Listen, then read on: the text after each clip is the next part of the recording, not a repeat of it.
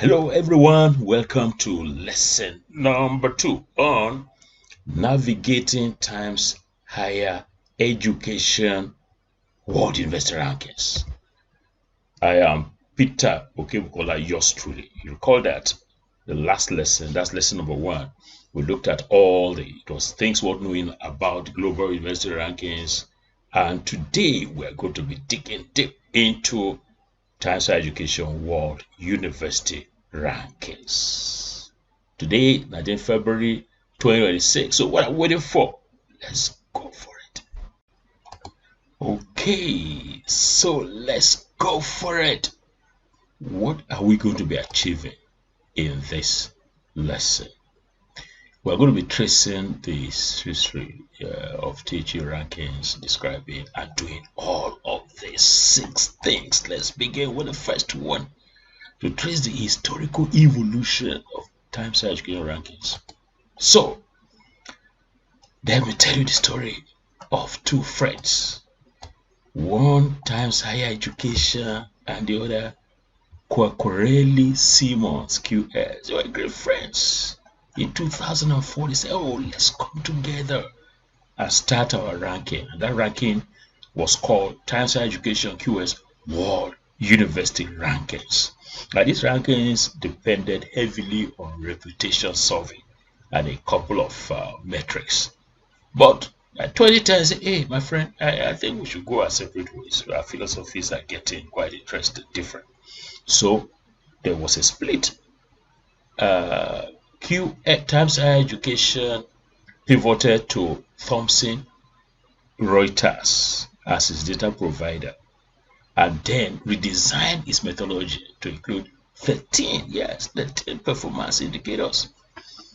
Later in 2014, which I call the Elsevier era, the bibliometric data source changed to Elsevier's Scopus database, which allowed for a much larger pool of data.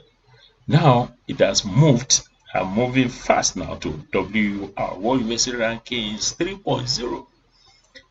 This is the recent one, which now has 18 indicators from 13 originally. So you can see that Times Higher Education is evolving, responding to changes in the higher education environment. Let's go to objective number 2.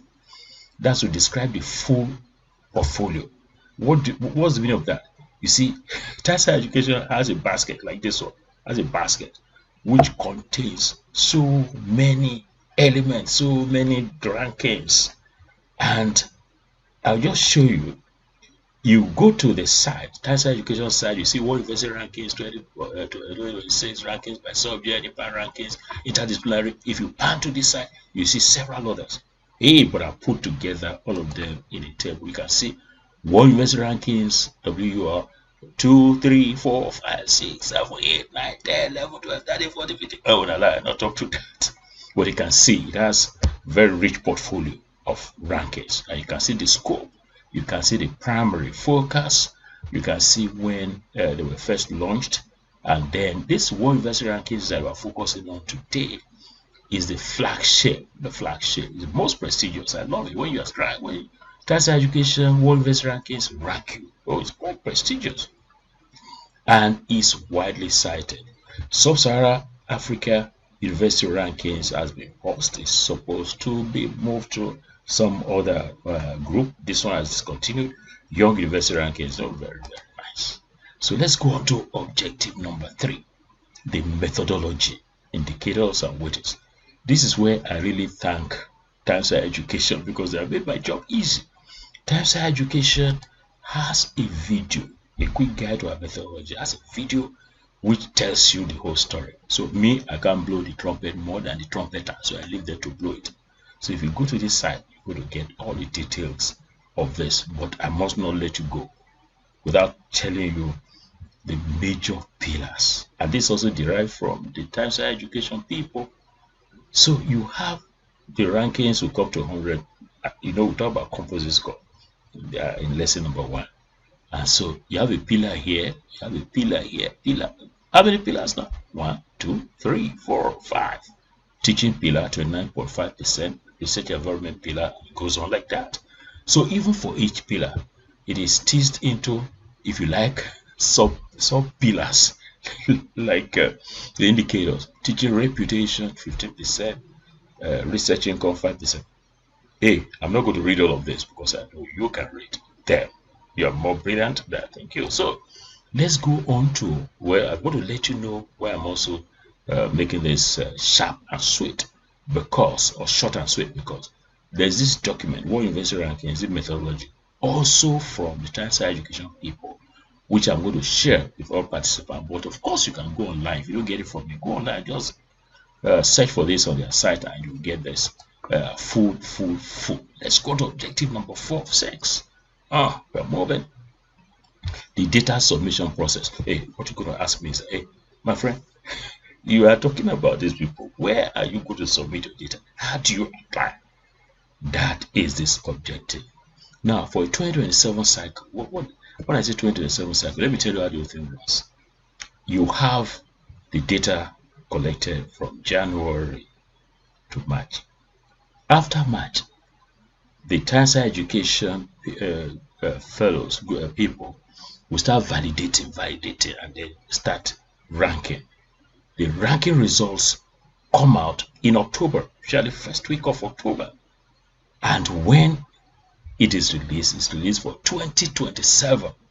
So one reason why we decided to mount module 12 now is because the entry, the data portal is open now. It will close in March. If we miss this window, then the bird will have flown. And if we mounted it in April or May, we're just, it will be a little impact. So that's why this running it at this time is important. So to be eligible, your institution must publish 1,000 relevant papers over a 5-year period. That's not too steep, I think. Minimum of 100 per year, and teach at the undergraduate level.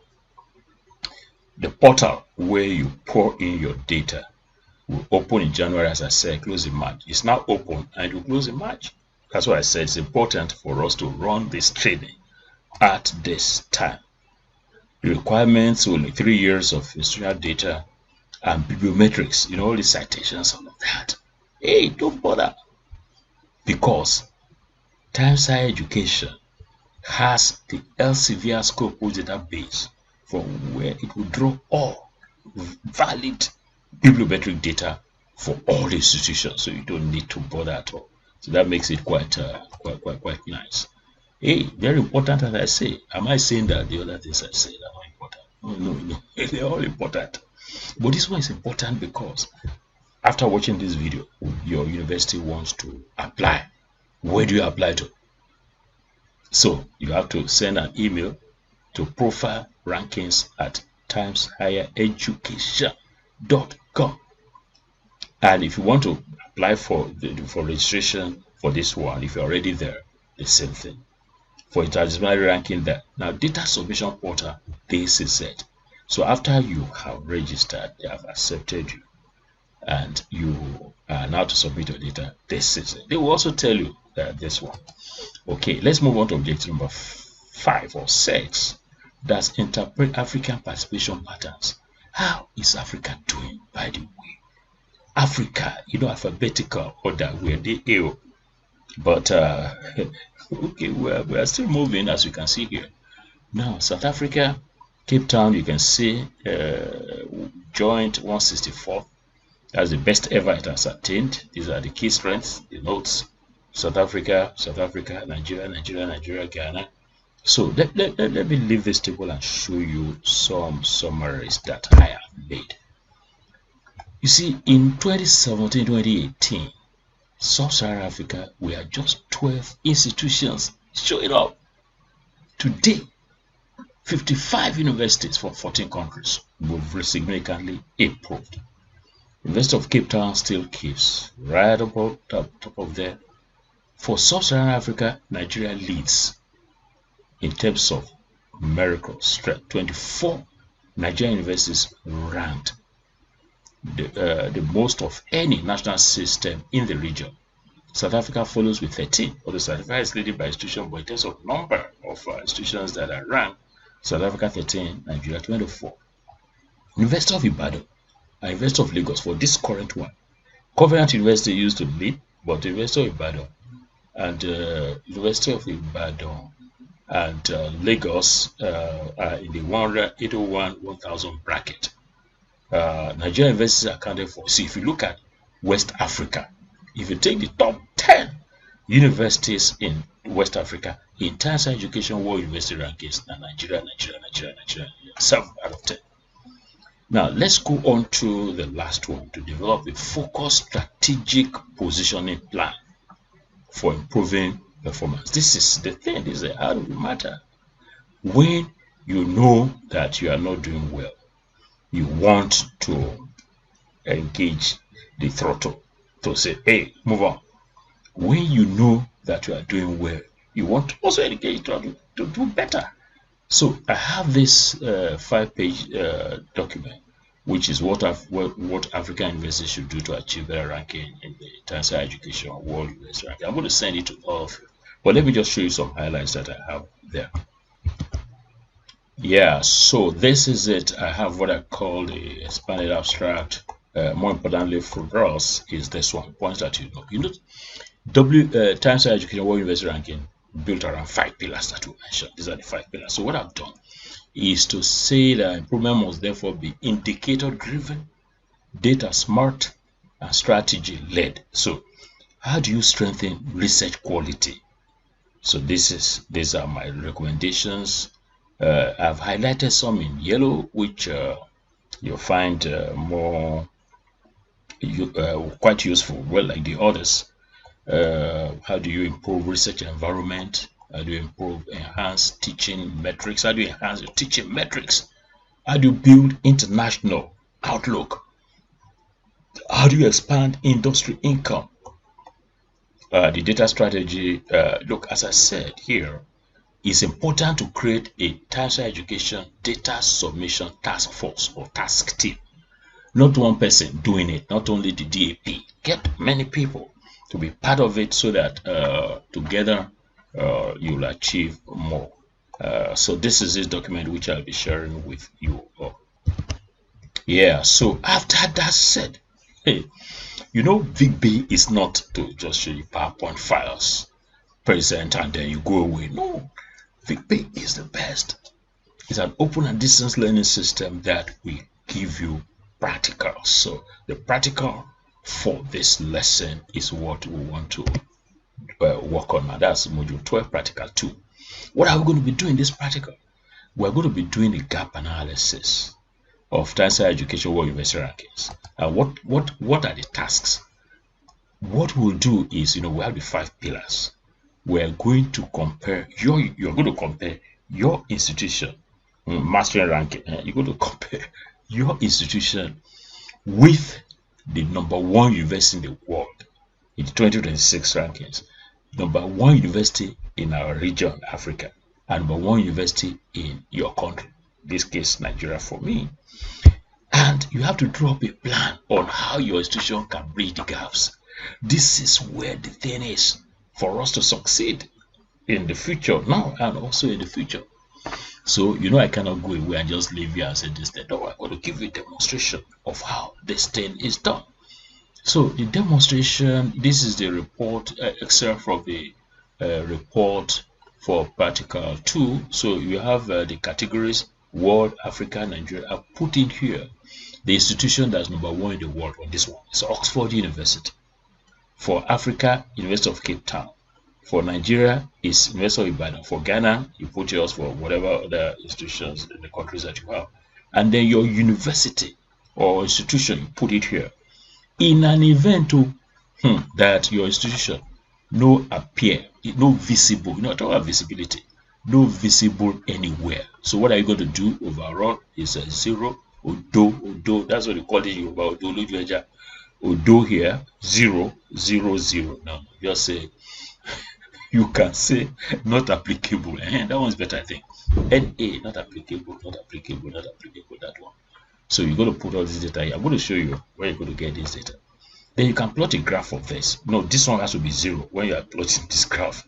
The simple graph, the bar graph, or line graph will do this. So plot a graph of gap analysis for this, for the four, for this. That's it. Then you go to discuss your result. You have to outline the strategic plan of how your institution can bridge the gaps, and you list the steps. Oh, I think I should just go ahead and show you. Yeah, so that's it. You come to the World University Rankings site, that's our education, and then you go to what? View latest rankings. View the World University Rankings 2026. So Oxford remains #1. Fine. So you look at Oxford, look at it here. So this is the overall, we have a table there overall. This is score 98.2, teaching 97.2, research environment 100. You put the thing like that. So let's go over there. Yeah, so this is the report. So here, so Oxford, you put overall, you put your score, you put the score, you put the score, you put the score, you put it. As easy as that. Cape Town, you do the same. I'll show you. University of Ibadan, you do the same. So I'll show you that. They're your own university.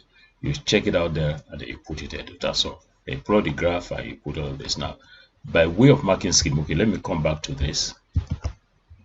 Okay, so we've done Oxford. So let's look at name of university. Cape Town. Put Cape Town there. Yeah, so that's it. Cape Town. Let's click on Cape Town. So you have overall. Put the score. Put the score. Put the score. Put the score. Put the score. There. Okay. Fine. Thank you, my friend. So that's the thing. So the other one, Ibadan. Video for Nigeria. Ibadan. So this is the score overall for Ibadan. This is teaching, the research. This. Your university. Put the thing. If not 0, if you know day. So that's it. So it's as simple as I've just demonstrated it. So you plot your graph here, discussion of results, recommendations and conclusion, outline strategic plan. You outline it. Give us an outline. Provide, I think it's provide outline.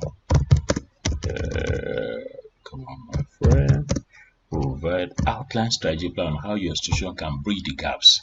List the steps for bridging the gaps for each of the 5 pillars. Hey, my friend, I think I've given out you the answer more or less because I've given you this 5-page handout. Yes, that is this one. Yeah, strengthen research, publish and impact journals. You don't need to copy this. You need to you need to get your own ideas across. But if you get these ones too, no problem at all. You still get your 100%, the hands teaching and the rest. Yeah, so in this practical, you'll be contending with 4,200 marks. The data on gap analysis, 4 categories. So there are 4 categories. 1, 2, 3, 4. 4 categories. Each of these, like this, 4 categories by 6 pillar scores. There are 5 pillars for overall. That's 50 marks. Each cell there is 50 marks, 1,200. So the graph of gap analysis, 800. Then your discussion, you have to discuss this thing. 500. Recommendations for bridging the gap for each of the 5 pillars, 1,500. This one. Then conclusion, 200. That's 2,000. So that's how this one is. That's practical number 2. Yeah, that brings us to the end of lesson number 2. So what did we learn? We learned all this. We trace the historical, we describe the full, this did all of that. So we did well. 6 objectives, all covered, 100%. So next lesson, which will be lesson number 3, we shall still be within the tertiary education environment, but this time we're looking at impact rankings, sustainability impact rankings. So until then, yeah, so we did some navigation today. Did you notice my car? The last lesson I had a purple cap on. Now it's green. Next lesson is going to be another color, navigating and mastering ranking. From me, Peter Okebukola, it is bye for now.